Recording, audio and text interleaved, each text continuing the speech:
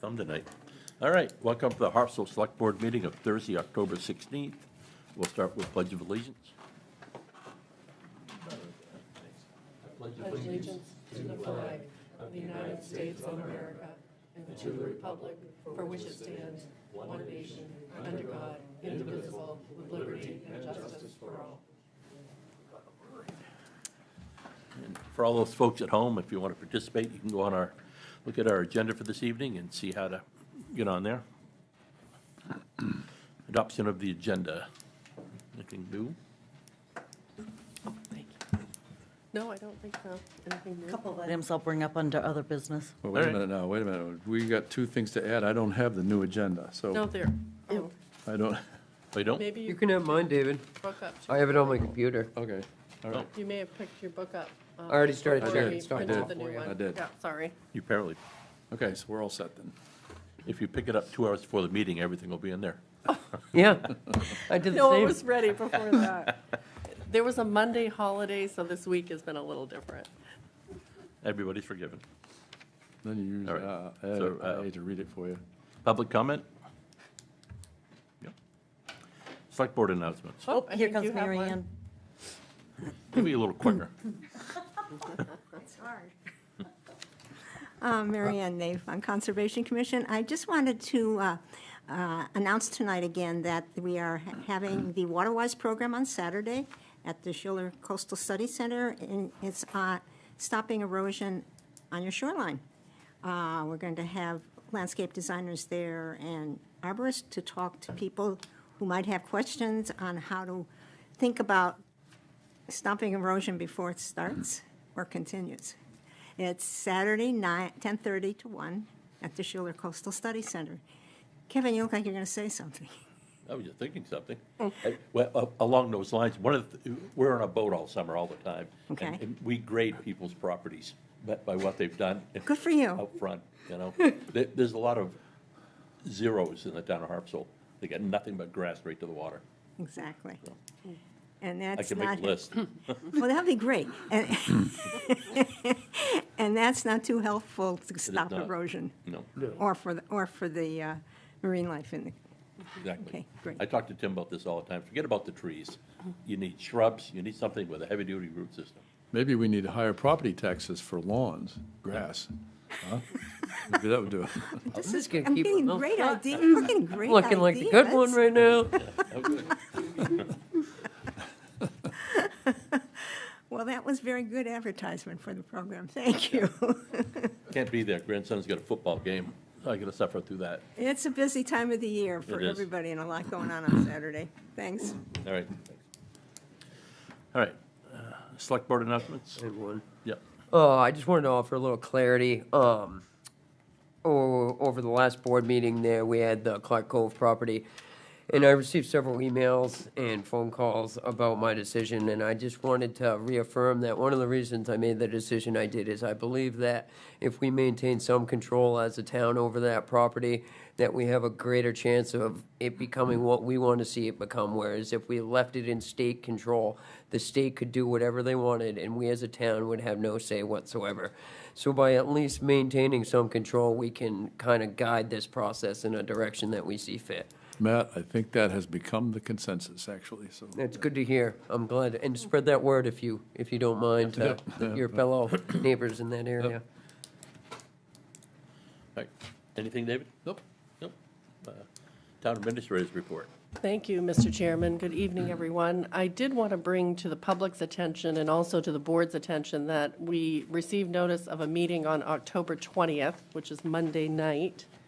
It's at the Mount Ararat High School Forum from 6 to 7, and they are going to present their Community Facilities Master Plan. So apparently there have been a number of ongoing community meetings, and they've been discussing topics such as, or what will be addressed in this plan will be things that relate to school consolidation potentially, school closures potentially, and the possibility of constructing new facilities. So it's not a topic I've been following. I don't know if the general public has been, but I think there may be interest in this meeting on Monday night when they unveil the Community Facilities Master Plan for SAD 75, and they are going to send a special invitation to Select Board members that you're supposed to be receiving tomorrow. So, again, I just wanted to get that out there. It's a public meeting, and I Why don't think they there wait may and be a send it lot to of us Monday interest. morning? No? 6 o'clock, the forum at Mount Ararat High School. I can actually go to that. I have nothing Monday night. Okay. I think it would be important for the town to have some representation there. I got town lands that night, so it's all you. Get it. I did receive a question from our assessor's agent today, Debbie Turner. She's been in communication with Vision, the company that's doing the revaluation. They wanted to know if the town would have any objection to them working on Saturdays. And so they've typically been working Monday through Friday. They're more There's a likely lot to of catch somebody property home. owners that come up perhaps on the weekends, and they think they might be more successful Right. I getting agree, yeah. to have some of those home appointments or inspections on Saturdays. So as long as you don't have any objection, we'll report back that that is not something we have an issue with. Yep, I told Debbie, one of the ones paying overtime. And also want to remind the public that they can absentee vote now on both the state ballot and the municipal ballot. The town held the required public hearing this week at the Harpswell Community School. It wasn't particularly well-attended, but we did videotape that meeting, and it is on the town's YouTube channel, so people can, watch that and hear some of the summary of the articles that the town provided.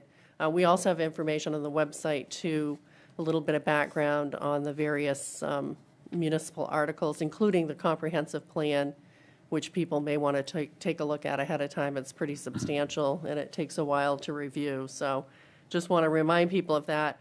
The polls will be open at the school on Tuesday, November 4th from 8 to 8. So if you don't vote absentee, you always have the ability to go on Election Day. And I think just a couple other items. I received contact from the DOT this week, and I'm glad the road commissioner's here.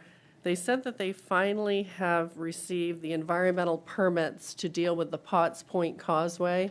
That was really battered in that January 2024 storm. And they're asking the town if we want to have the guardrail replaced, or if we just want to have kind of a rocked edge kind of to the roadway and not have the guardrail. They say that they know we plow that road, and they wonder if the guardrail is causing any problems with plowing, and they wanted some feedback from the town. We also What- plowed the guardrail, so. So I don't know if you have any specific feedback you want to give to the state on that. Have we we spoken to Weber's to see if that affects them plowing? I just got the comment this Yeah. week, Yeah. so I'd just maybe kind of reach wanted out to to them put it and out ask- there. I'd Yeah, ask their input, Yeah. since they're Yeah. the ones that are the Yeah. ones that have to deal with it and plowing, maybe Yeah. get their thoughts on I it. don't think it does cause a problem. In fact, it probably stops the drifting a little bit. Yeah. Yeah. But I would go They're with back far enough. whatever they say, yeah. okay. I think state would rather not put guardrails because it's more expensive. Right. Right, yeah, oh, well. Oh, well. Okay, so Right. we will touch base with Weber on that. And I think the other, this is just really minor, but we did receive a request to have invasive bushes removed near the monument at the old meeting house. Oh, those So they're the burning bush burning bush. on yeah, each that side, and it's yeah. starting to kind of cover the stone, and it also is an invasive. So Burning bush is an Tim invasive. Vale has volunteered to, We could remove probably those. replace those with something yes, better, yeah. yes. Oh. Oh, I'm going to do that under Mitchell Field during, yeah, okay. All set, thank you. Good. All right, consent agenda. I move the consent agenda, which is the approval of the minutes and authorization of the warrant, really simple. I will second it. All in favor? Right. All right. Midcoast Wood Bank. Can you make your pitch in 6 minutes?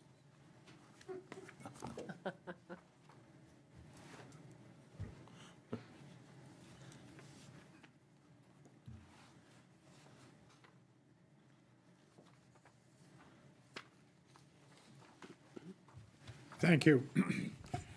My name is Nat Pulsifer, and as of December of last year, I became a resident of Maine. We live at the Highlands in Topsom, and I'm so glad to be back. I was probably conceived on Yarmouth Island, but that's another story. I'd like to present the Wood Bank Network, which is 15 separate activities, mostly along the coast from Eastport down to York. Each wood bank is a group of volunteers who enjoy providing fuel for those in need. And what we do is we meet Wednesday morning and Saturday morning from 8 until noon every week throughout the year. And during that time, we cut, split, stack, dry, and deliver firewood to people in need. What we're asking the town of Harpswell is for possibly several, but certainly one location where we can provide firewood that's available for whomever needs it. We would not publicize it, that's your job, but we'll provide the wood. We would ask that the wood will be delivered in totes, each of which holds about 1/3 of a cord, and a tote is 4 by 4 by 4, loose stack. And we'll come and replace the tote with a full one when we're called. And there's no charge, and we don't ask any questions. If you want to, that's your business. But the town, about 15% of Mainers rely on wood for their heat. And at this time of year, it can become kind of pressing to get that wood. So we like to fit into the community budget, providing wood at no cost. And it's an opportunity for the Harpswell community and Aging at Home, whom we've been in touch with, to reach out with a physical service. A physical service. Here is firewood. You come and get it, and we'll keep the totes refilled. How does all this happen? I've got cards for the organizer of our wood bank and a descriptive card, which we've got some out on the front hall. The totes would be located wherever you want them, preferably in a place that has some supervision. There are shabby people around who'll come and take it for themselves, but someplace that's not lock and key, but someplace that, and if you'd call us, we'll come down and refill it or bring a new tote. It's as simple as that. Yep, I'm pretty sure we'd run that through our heating assistance program. Is often a call for firewood or pellets? Well, No. that's the other part of Wood Bank. I'm talking about totes available in public places for pickup. We also deliver to individual homes. And if a family or a householder needs firewood, we ask them to call, and I'll leave my cards here. Call this number. John Allen of the First Parish Church provides, in his language, a confidential pastoral filter, all of which means, should you get free firewood? And sometimes he says no. Otherwise, he gives you a phone number to call, which is right here, and we'll deliver a half a cord or 2 cords as needed. That's to an individual household. So it's a flexible program, and we're looking forward to working with the town of Harpswell as you will have us. Nope, it's great news. Thank you. So we just have to figure out where to put some totes. Yeah, that's our Yeah, biggest dilemma. I think we were just looking for the board to authorize that Yeah. we can work with the organization. Oh, yeah. As long as you will allow it on public Yeah. property, Yeah. we'll work with the organization on where that would be in Harpswell. I think initially the staff is thinking we'd have some here in front of the town office. I mean, it's a fairly well-monitored place, so that's probably where we would start, but we can talk about other locations as well. Whatever works, but we're ready. We are limited in our ability to deliver, and that's only because of equipment. We've got a big pickup truck and a dump trailer, and we can bring a tote, but it would be a hell of a lot easier if the DPW could come with a forklift and take the tote off and set it on the ground. We don't really have a public works department, is we one of do the have a issues. forklift. But we have a Somebody's- forklift next door. Somebody's got a forklift Yeah, somewhere. yeah. That's the only limiting factor in our delivery. Otherwise, we could bring a pickup truck and dump it on the ground, but Yeah. that's not really the way that you want it. Yeah. Do you need a vote or not? We can work with, I think we need a vote authorizing that we can have this on town property, so public moved. property in Harpswell. I so second. All in favor? There. And the staff. What more will could, work. what more could I, well, I can ask for one more thing. In connection with delivering to individual residences, we're very efficient on gathering wood, cutting, splitting, stacking, and we're poor on delivery. We just don't have the dump trucks. One of our members has an industrial strength pickup, and we have a dump trailer.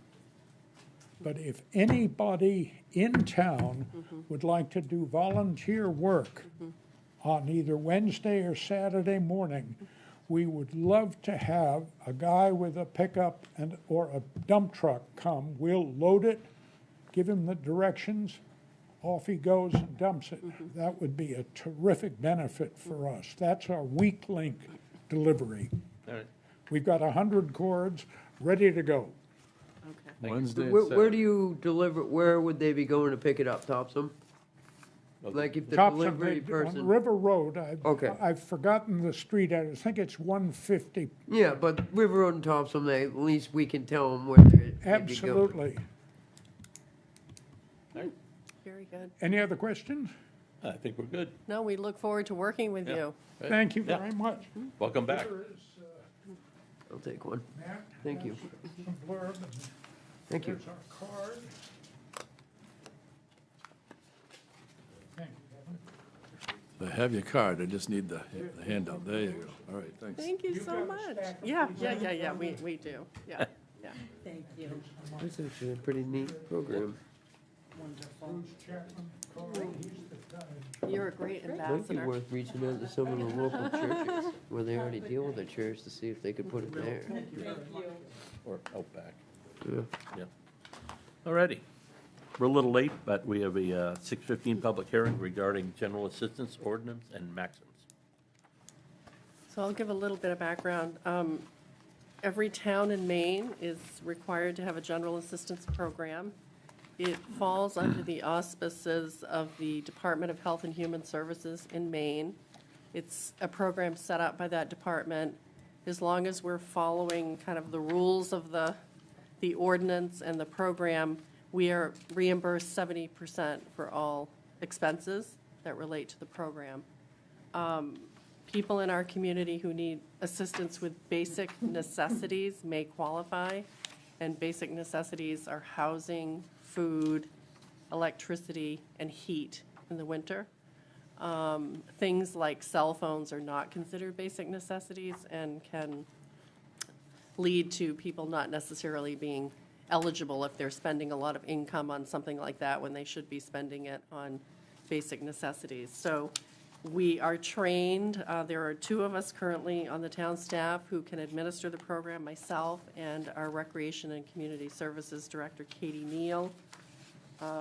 You have to be available for certain hours, and we have posted those hours, but there are also emergencies that arise, and we make ourselves available if that situation occurs.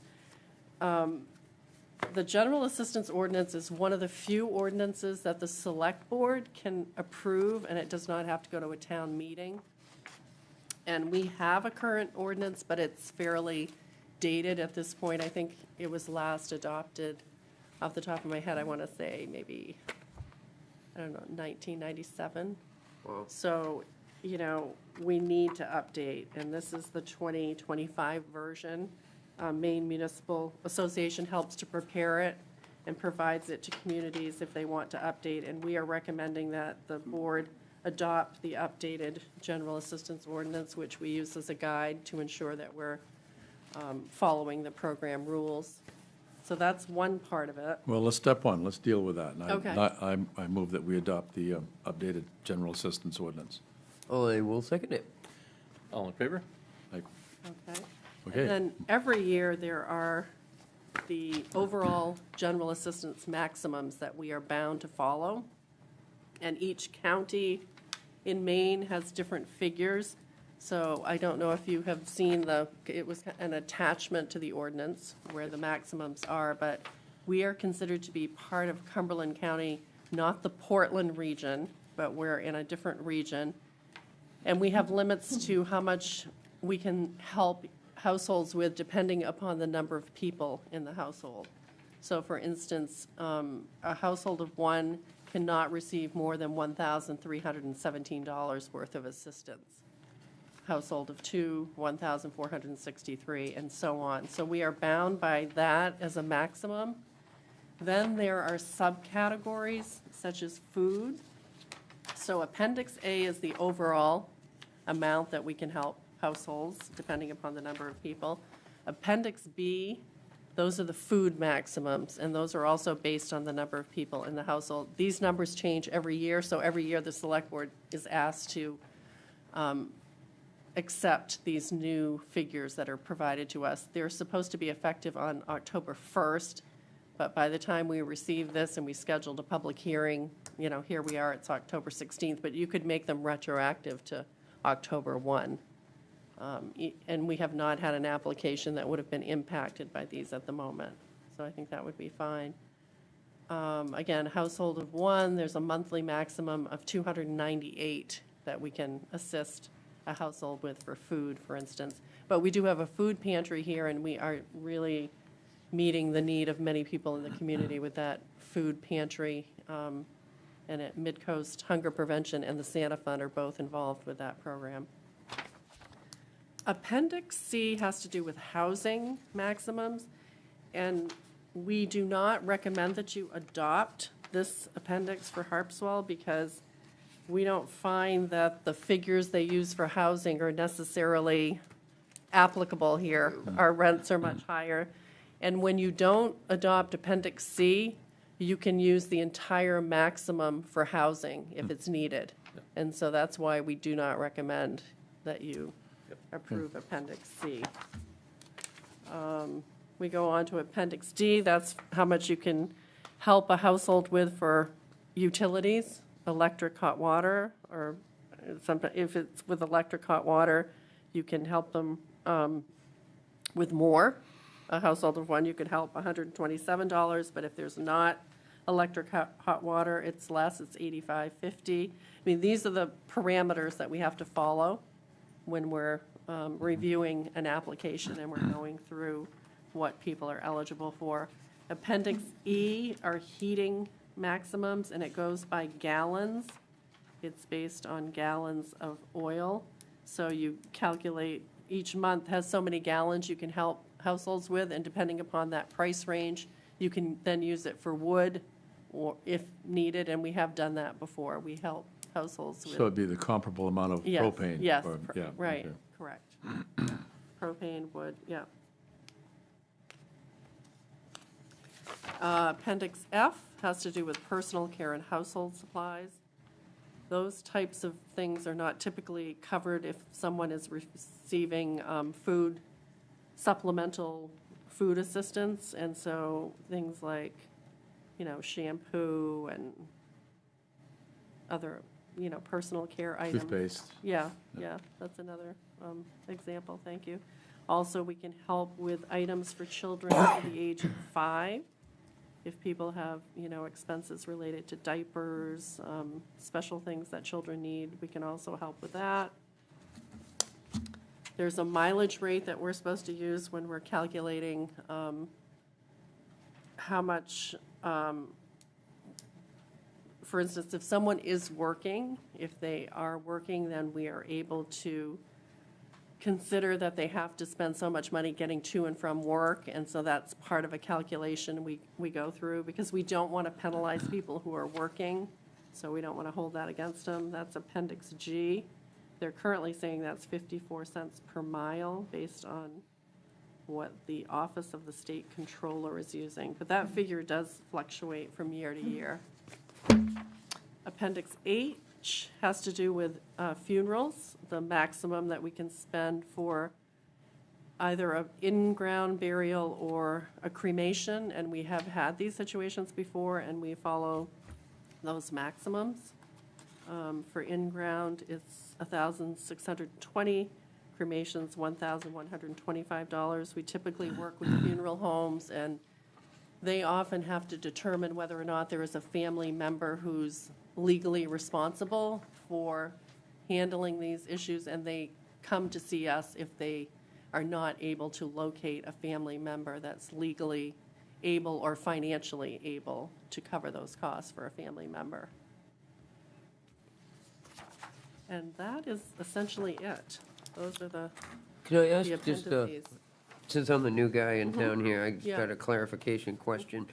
When you talk about Appendix A and the maximum that we can give, is that if somebody needed some help with heating assistance and we'll say food assistance, if they hit that maximum with those two, then they can't get any more assistance? Right. Correct? That's how that works? Okay, thank you. Yeah, I was just, yeah, yeah. making sure I was on the same We page. cannot exceed that. Okay. Yeah, and we do get audited by the Department. No, of that Health. makes sense. I just wanted to make sure Yeah, I was yeah. understanding But it it's a correctly. good question, because what we try to do with this program is connect people to other resources. Yeah. This is kind of a short-term Yep. type of program. We understand people need assistance, but they also need ongoing assistance, and we recommend that they sign up for certain programs, and we try to connect them with Yep. those programs. We just heard from one. Yeah, exactly. Yeah, it's great. I move that we go with Appendix A, B, D, E, And not, F, G, How about H. A There, through H, but no C? no C. let's see, there we go. That There, she sounds said good to it. me. I'll second that. Okay, Let's see, any discussion? All in favor? thank you. At this point, we'll come out of public hearing. Oh, well, should have waited to do I that don't know before if we you have voted, any but Yeah, I know. comments. that's all right. But you made the motion, I don't want to Same thing. interrupt. You were on a roll. Did you want to see if you had any comments, any public comments? I don't know. I looked around, I didn't see any. Okay. Very good. All right. Peabody Road Capital Project change order. So I think this has been our favorite project this year, hasn't it, Hunter and Ron? I think so. Sorry I wasn't here 2 weeks ago, I have to be honest. Oh, that's okay. No, that's fine. You were lucky. Yeah. So the town Picked a voted to good time. extend the contract, I think, till the 24th. Yep. And now we're down to, I think, the final decision. And it has to do with the pavement, the final surface pavement on Peabody Road. And the specifications had 12.5 millimeters. Yeah. I don't know if you want to get up and Yeah, I speak to can. it? Yeah. Okay. So on the intersections would have held a 12.5 millimeter at 1.5 inches. When we put it together originally, it was something comparable to chip seal, so we had done 1 inch of 9.5. So at the intersections right now, it gets 1.5 inches, and then there'd be a joint on both ends, and then there'd be 1 inch in between the middle. I had asked Ben and other people in town about either moving it one way or the other. The cost would be an additional $16,000 for the pavement to go to the 1.5 inches, and the savings would be about $4,000 to go to 1 inch. That's about the gist of both sides of it. The 12.5 is a much more durable material than the 9.5 that was slated for the center of the road. I did explain to Ron where there's no turning traffic on the center, the 9.5 would be fine. Ben had expressed concern about changing over to the 9.5 just for the intersection areas. That's why I'm here tonight to, Did we use 9.5 on Basin Point? we did. Okay. Yeah, there was no real intersections on Basin Point Road. It was straight from one section or the other of what we were doing.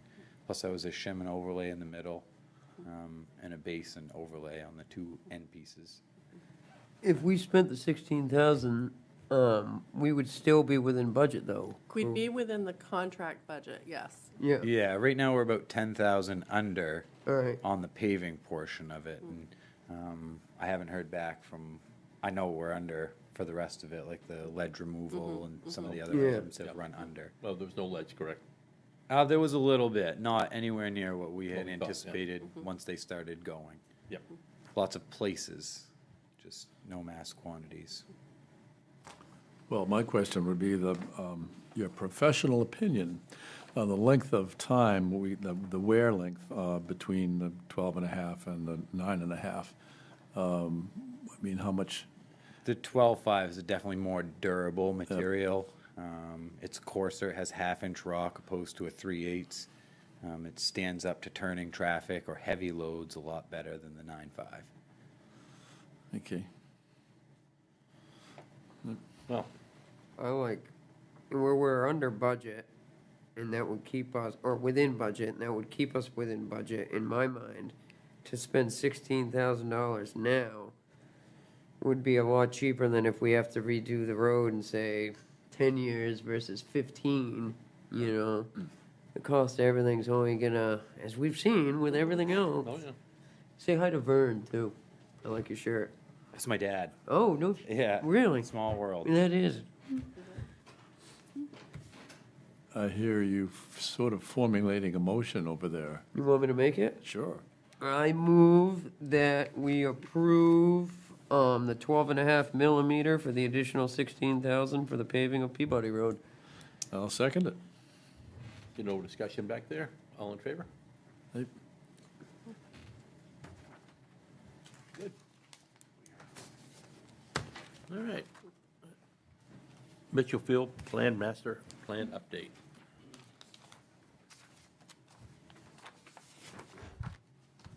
Good evening, Don Miskill, Mitchellfield Chair and Steward. I'm going to lead up to the request that we're making tonight. We've got a number of projects going on at the field, and I want to keep the public informed as we go along here. And they have a direct impact on this request tonight. First, boat launch project. We have our first pre-construction meeting tomorrow at 1 o'clock. I'm assuming they're going to kick off shortly thereafter, and sometime late next spring, we'll have a boat launch. Second, we've selected a bidder for the admin building remediation and demolition, and it's expected to begin on 1 December and finish before the end of the month. Before I go any further, I want to re-alert the public that we will be restricting public vehicle access at the waterfront during the course of these at various times. So people should expect that there will be those sort of restrictions. Third, Mitchell Field has been selected as an evaluation site for a coastal erosion study by the Cumberland County Soil and Water District and the Greater Portland Council of Governments. We've had the initial meeting at Mitchell Field, and I'll keep people apprised as the project moves forward. I also note that Is they're that mostly the bluffs, or what? No, actually, during the walkthrough, and there were lots of people there, they don't recommend doing anything with the bluff because the road is set back. There's plenty of room.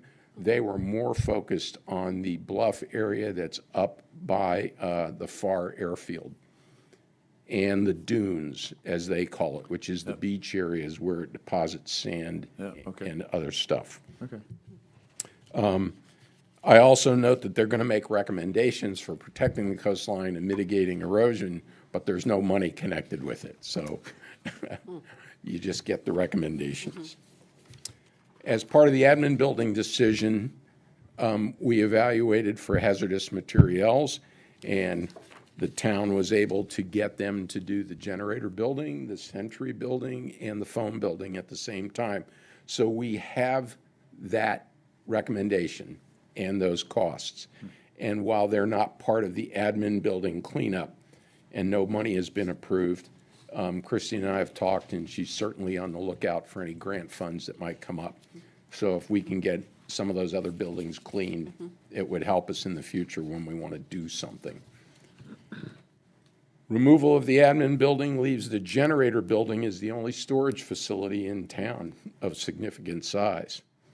And we are in the process of having the roof evaluated and assessed for repair costs, but currently all, what do I want to say, carpentry work and mechanical tractor support is done by volunteers someplace else or using their own equipment. So the floor needs to be replaced because it was a very specialized pour to support the diesel engines and the generators, so it sort of makes a lot of the area not usable for storage. But I've talked to Christy, and hopefully at some point in the future, we're going to have a workshop with Select Board to talk about the generator building and what it's doing going forward.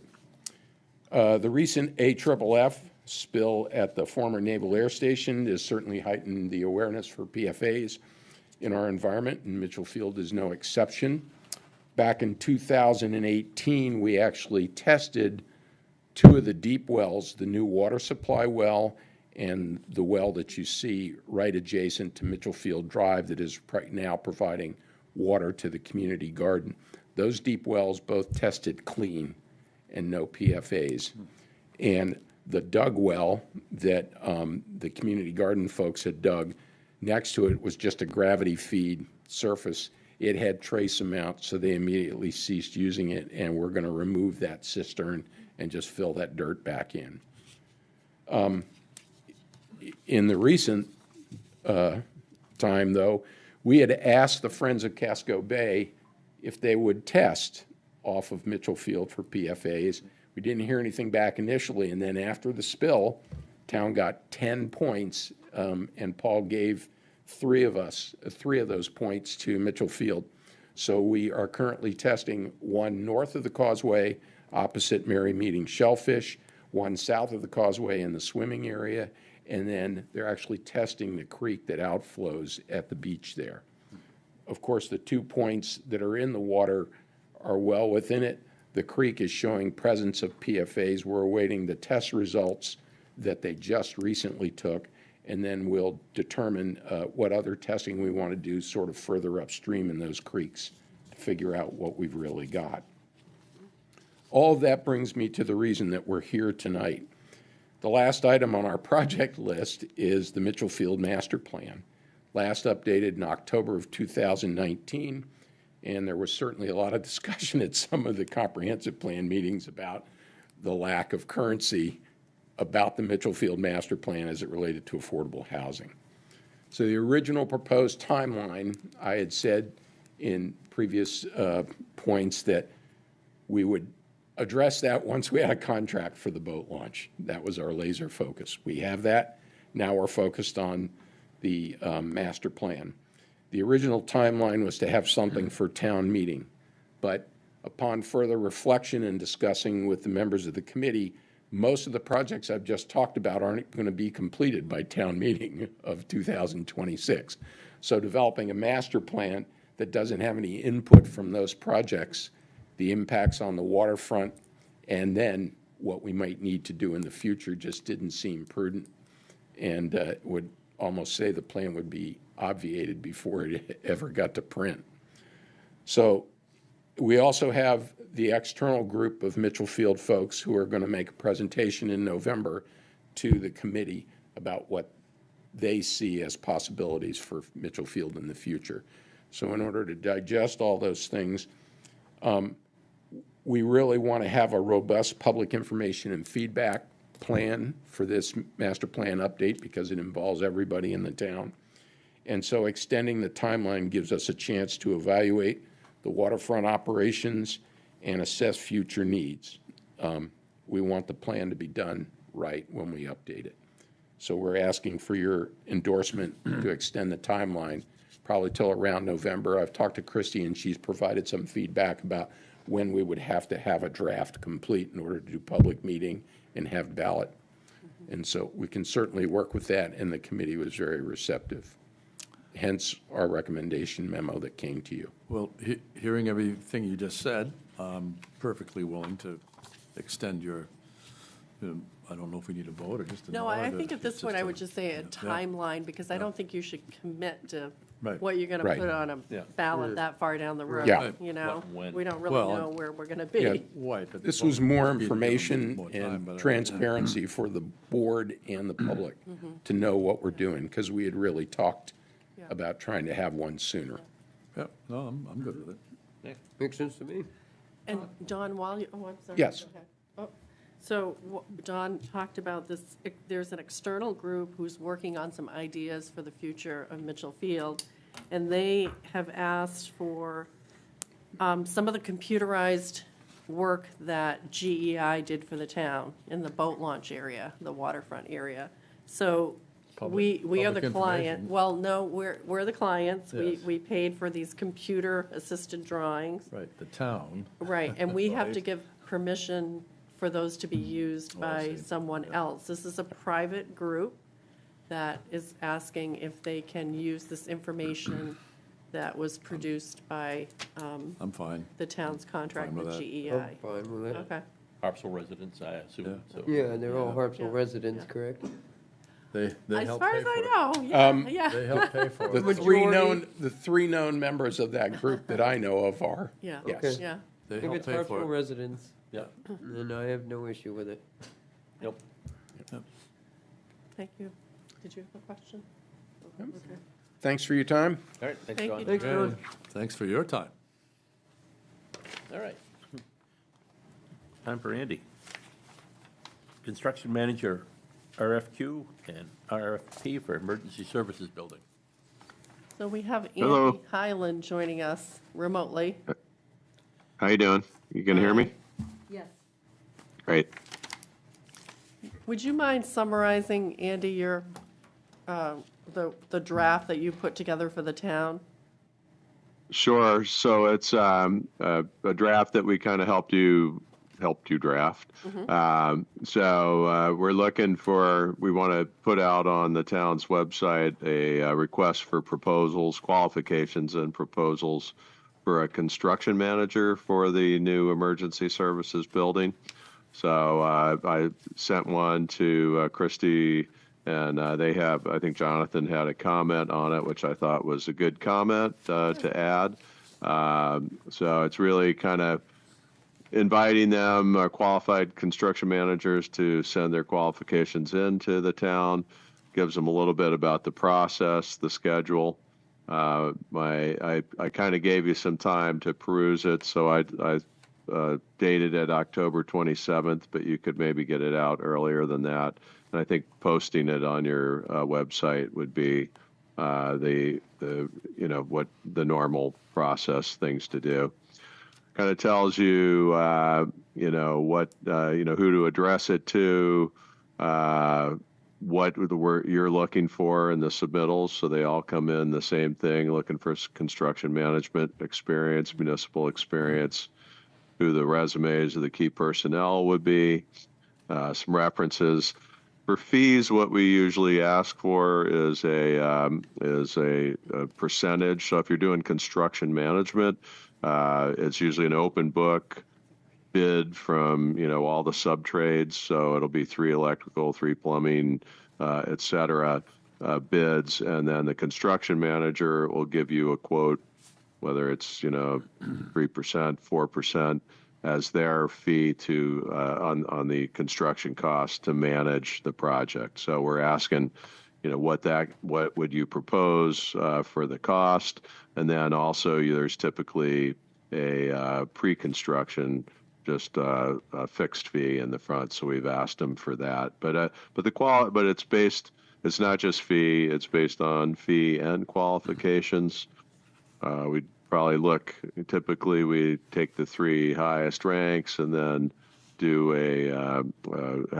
interview them probably with the committee, and then kind of gave them responsibilities, what we're looking for in the construction management form of agreement, and then we put in as Exhibit 1 our study. So Jonathan had asked that we add some more language, which I thought was good, to the form of agreement, that it's not just the AIA A133, but as might be amended by, town statutes, et cetera. And, the Maine Tort Claims Act, things like that, which is a good paragraph. I agree with what he wrote. The only other thing that I would ask, I don't know if you've got access to your email, Christy, but I added one more piece that I think we should have under the process, and that would be questions. So if they have, questions, we're happy to take those. I can send them to Curtis at our office, and they would have to get them by issue them by November 3rd if they had questions, and we issue the answers and post it on your website by the 10th, and then they're due the following week on the 17th. So the only other thing that we could consider, I'm not, I could go either way on it, would be just a pre-bid conference on site. We're happy to host that. If people do, you're really just looking at the site. I mean, there's not really, typically we do it when we're remodeling a building, but they may want to come up, and there's nothing, they can come up and arrange for, or just do a site walk themselves. It's just on the open land. So I think in this case, I would not really have a pre-bid walkthrough, but just have a place where they could send questions. So that's the CM piece, and I think getting it out, I put a schedule on there that I think is a reasonable schedule for, when we can start construction in, early next summer, kind of start.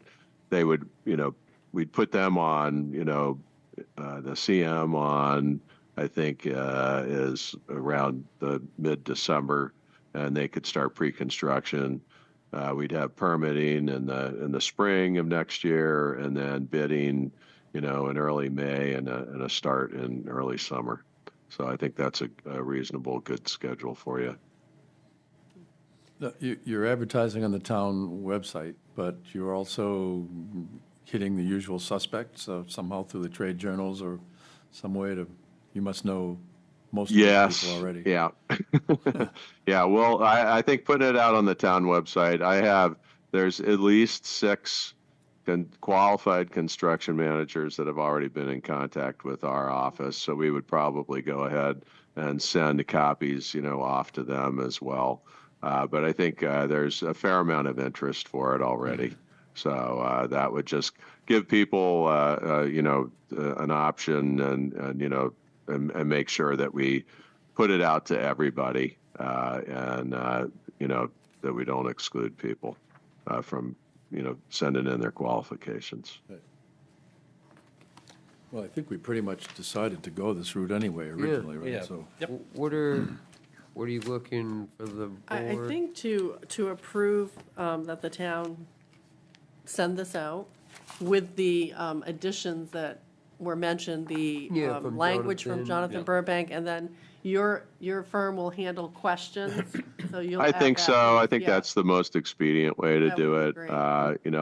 I didn't send them to me. I sent them to Curtis. Okay. Poor Curtis. Okay. But I do think that should be added, because there will likely be questions, and Yeah, have a otherwise it'll be kind of it could be a disarray, Yeah. and I don't want you trying to answer some questions, us trying to answer some questions. When they do come and we answer them, we ought to post it for everybody, so if somebody else had that question, or, that they don't have an unfair advantage for, having additional information about the project. so you'll work on that, and we'll add it to the final. Yep. Yep. I just sent you one with, it's Okay. just a simple questions, maybe submitted to curtis@portcityarchitecture.com. Must be received by November 3rd. Answers will be posted on the town website by the 10th. And that's a week before the CM responses are due, the 17th. And you don't think a pre-construction meeting is needed in this case, you're saying, but, Yeah, no, because we're just looking at a road. Okay. I mean, we could have one where they had questions, but I think the study that we just Okay. completed is pretty comprehensive for them. You know, it's showing the site, showing where it's going to be, renderings. I've attached that as an appendix to the CM. So I think, you know, I think it'll tell them if they have other questions, then they can send it in. But really, and they're not asking to go into, we're not telling them, you know, that, or they don't have to go into a building. So, I mean, anybody can drive up, True. you know, on the road and walk around the site, and if they want to come see the site, they can do that at any time and not need, you know, to be escorted or, you know, around. So I think this is fine, just questions. Great. Right? Oh, we need a motion. Yep. Well, I move we go out with requests for qualifications using this format with the addition of the comments from Jonathan and whoever else.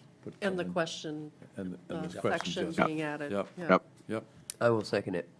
And thank Christy and Jonathan Burbank for getting this to us, and Andy. So, yep. Yeah, I mean, Andy did a lot of work on this, and then, Jonathan really has a lens on it. He's looking for very specific things that are, Yeah. He does. you know, really Yeah. helpful to Yeah. the town. Yep. Definitely. Yeah. Yeah, they were good. That was a good comment. So I agree. Okay, All in favor? good. Hey, good. Thank you. Thanks, Andy.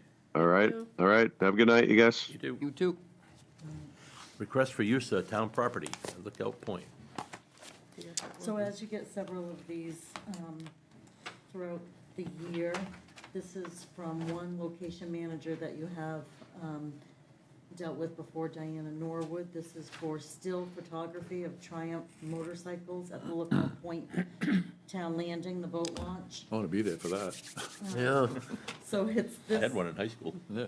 the request is this Saturday from 2 PM to 7 PM.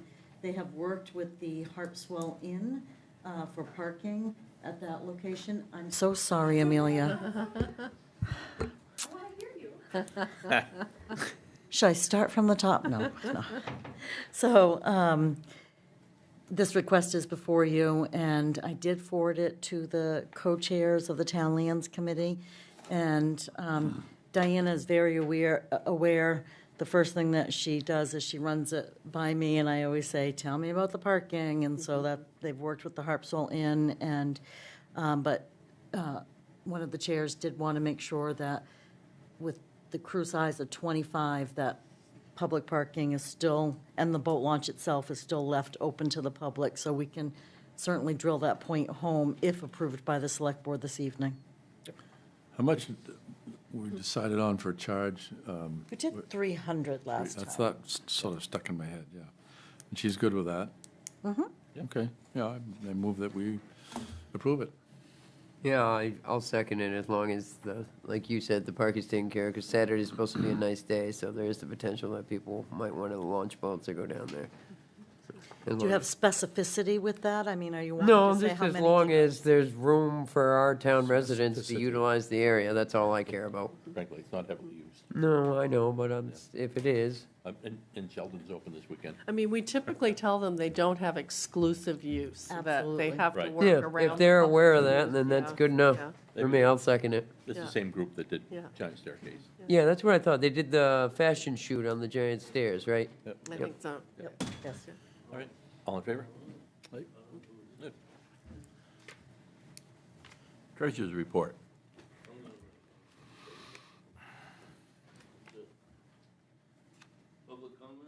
Not yet. Oh, yeah, almost. Hold your horses. Get closer on. Somebody's notes were left behind. So good evening, Terry Gaudet, the town's treasurer, here to report on the town's finances as of September 30th. Excuse me, the board received its 3 reports, appropriation control report, revenue control report, and trial balance. And my report is just a summary of those reports. And cash balances as of the end of September was just under $7.6 million. Obviously, with tax payments coming in, the outstanding, due to tax payments coming in, the outstanding balance of the town's short-term borrowing at the end of September was $700,000. That was paid off last week, and the interest was well under budget. And speaking of the taxes, the board set the mill rate at $6.66 on August 12th. And through the end of September, the tax office has collected, so the commitment was over $6.7 million. And as of the end of September, $10.7 million, just under 64% of the commitment was collected.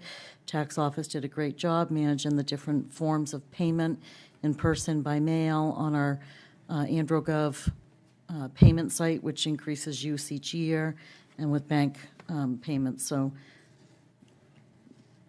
that's great coming in, and we have very anxious taxpayers to pay both of their payments quite often on the first due date. On the revenue and expense side, non-property tax revenue to reduce the taxes is just under $2.6 million, which is a little over 83%.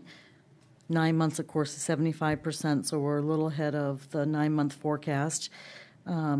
Our excise tax is more than the 75% as well, at 87, a little over 87%, and it's also ahead of 24 collections. Moorings and shellfish license fees, those have exceeded the forecast, and many others are ahead or meet the 9 months forecast, including interest on our bank accounts. Our recycling and transfer station fees, permits are slightly over. Both those remain down from last year, though, particularly with the January 2024 storms. And our tower leases and revenue sharing are slightly above the forecast. Spending has been within the approved budgets. There are a few budgets on the summary reports that appear to be underspent due to timing of invoices. And you're aware of the reserve expenditures and the ARPA expenditures, which we will be carrying in a little bit into next year, which will be expended all next year on the emergency services equipment if approved by voters. And if not, certainly on our maintenance agreement for our current 3-tower system. So we're well ahead of that deadline, which is December 31, 2026. So we will do just fine there. And I thought I had one more thing. That concludes my report. So under licenses and fines, it's 115% of forecast. So dogs, people have more dogs now, or what do you think? No, I don't think so. I think, Price of fishing licenses went up. Oh, yeah, yeah. and at the time when we did it in 2025? It did this year. Yeah, it just went into effect on September 24th. Oh, so the state license Yeah, fees you're state talking about. fishing license. Got it. Is I that thought you were what saying, that's- I thought, oh, is that part of the? that's included in there, yes. Yeah. I'm sorry, I thought I heard shellfish license Yeah. fees, and I didn't. No, right. So just every year you do your best at forecasting, and some people may pay, there may have been more that opted in to paying the conservation fee instead of doing conservation time, things of that nature. And so usually this time of year, we're usually around in that area. Okay. Very good. Great, Thank you. thanks, Terry. Thank you. Public comment? Maybe sorry. Already am. Ron Ponziani, nothing to do with my work that I do. It's about one of the things I cover for, which isn't in our list of things to do. We need to somehow get information out, either by paper or on our website or something, about the overrun of deer in this town. I mean, they're getting hit. It just about seems like every night somewhere. Yep, I And saw it There are a lot of bow hunters that would love permission to hunt people's property in this town. That would certainly help alleviate some of that concern. They would, yeah. You're looking at one of them. Yeah, I lot them on my property. Yeah, it's like, quite frequently, I take off late in the afternoon, early evening, and go to town, just go up and watch basketball with my friend, and night before last, right by Edgewater Colony, there was like 4 deer come right out of this side, went right across the road toward Johnson's, went up the road a little bit, and then they went right out in there. There's a bunch at Schofield Farm, little ones, was standing in the field last night looking at me when I come back down. I feel like I'm right in a danger zone every minute because I look for their eyes to shine.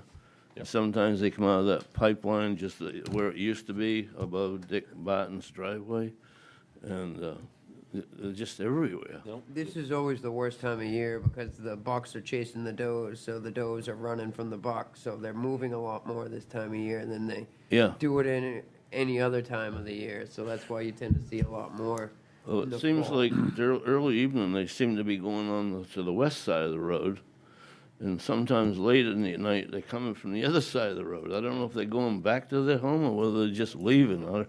Yeah, yesterday morning, there's one right across from Jim Knight's house. What's that? Right across, there was one yesterday morning right across from Jim Knight's house Yeah, well, that's the other thing that I wanted to in mention. that corner. See, I said, if it's on our roads, I can send somebody out to get rid of it, move it, do whatever they do with it. And, but we're having an issue because the DOT doesn't come out on weekends. So what happens if we have a deer that's out there on a weekend and it has to sit there all weekend? And so it's just, it's a tough situation. I know one of the sheriffs has been taking care of it. Who? One of the sheriffs in town, and Well, he does sometimes. Yeah. But last 2 times they've been out there, he's been up north. yeah, So we don't have anybody to pick up for that guy. And he told me where they go. I know what the story is there. oh, yeah, yeah. But, you know, and he said if anybody does want him for hunting or whatever, he will issue a ticket, permit for them so they can get it. And that way they don't have to worry about it.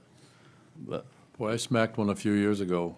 It jumped out of the bushes right in front of me. I didn't have time to take my foot off the brake, no, the darn thing. So no, you you got to be gotta, real careful. you really gotta Nice. be out just a little bit from the side and Yeah. hope that you can see them before they, Yeah, this one I didn't have a chance. yeah, right, no. So I just wanted to let people know, and if anybody hears this on this TV station, maybe they'll kind of let people know. Yep. I tried to blink my lights to the guy last night because there was 3 of them on the other side of the road, and I thought, oh God, here comes a car from the north end coming down, headed north, and I was afraid they were going to run out in front of them, but I didn't notice they slowed down at all. So get to know your local bow hunter. It's shotgun and rimfire only in Harpswell, so Bow no hunting. deer rifles. Bow hunting's the best. When is Morning. bow hunting season? Started September 6th. And Yeah, it's so still, it and it's- goes until December 12th, oh, I believe. All righty, thanks, Ron. okay, yeah. Terry had some other business. I think there were a couple other items. We received a resignation from Ted Merriman from the Fire and Rescue Committee. Yep. That was submitted on the 8th of October, so. we'd like you to Accept that with consider regret. Do I have to second that? Thank you. Yeah. Yeah. I don't, yeah, we do have to accept his resignation, don't we? Pardon? Would you have to? Yes, Yeah. yeah. Do I have move- to second David's motion Yeah. to accept? Yeah. I'll second with regret. Yep, same here, well, Miss Ted. Okay. And then an appointment to your recycling center improvements working group. The board made the appointments at the last meeting. There was a member of the public that your manager of the recycling center facility has spoken with, and this member of the public is willing to serve, Claude Bolduc. And we've received his application.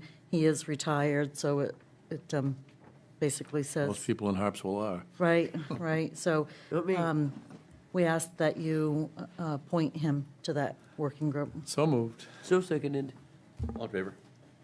And then the last item at the last week, 2 weeks ago meeting, you accepted the additional funds for the small community grant program. And first of all, I'm sure you've all noticed that our septic system is well underway. The replacement project, they've come in quickly and efficiently and really moving along on that. I'm not sure being total state funds, but if I have to seek approval for sending out the bid for the septic, but I would like to, since you did accept the funds, I do have the design from the designer for an additional failing septic system for a town resident, and I'm prepared to send that out to bid and move that along as quickly as we can. And so FYI or motion?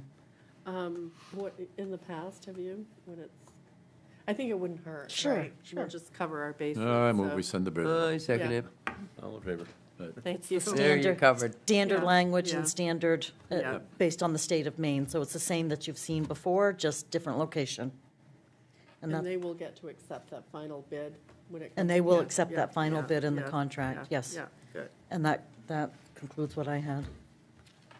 Anything else then? We done?